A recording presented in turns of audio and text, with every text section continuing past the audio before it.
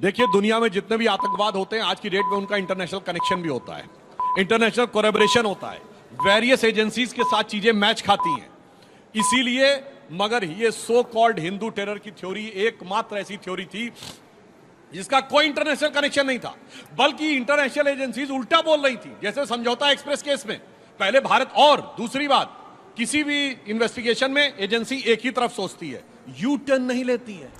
हिंदू आतंकवाद के ज्यादातर केसेस में समझौता एक्सप्रेस में पहले कह रहे थे कि साहब ये तो पाकिस्तान ने करवाया, अचानक यू टर्न ले लिया और कहा कि साहब नहीं, ये तो भारत ने करवाया। और अमेरिकन और इंटरनेशनल एजेंसीज कह रही हैं पाकिस्तान ने करवाया। इस बारे में डेविड कोलमैन हेडली की तीसरी बीवी का फौजिया का स्टेटमेंट भी है। मगर ये सब क्यों हो रहा है?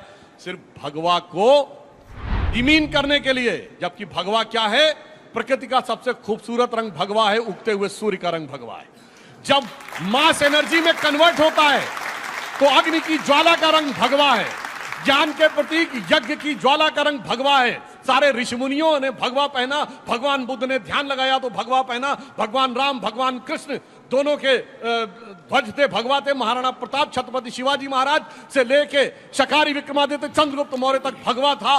और इसीलिए भारत के राष्ट्रीय ध्वज में जो भगवा है वो हमारे संविधान निर्माताओं ने क्यों लिया? भारत के सबसे खराब समय में भी भगवान ने हमें प्रेरणा दी। जिसे अटल बिहारी वाजपेयी जी की कविता की पंक्ति में कहता हूं, गगन में लहरता ये भगवा हमारा। भगवा है पद्मिनी के जौहर की ज्वाला, नया इतिहास क्या रच न डाला, चिता तो वही पर हजारों खड़ी थी, पुरुष तो मिटे पर नारियां सब अनल की समिध बिन, हवन की समझ बिन अनल के पगों पर चढ़ी थी।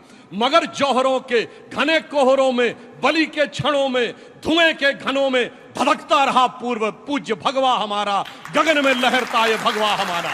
इसलिए जो इस भगवा को टेररिज्म कहता है वो भारत की आत्मा पर आघात करता है।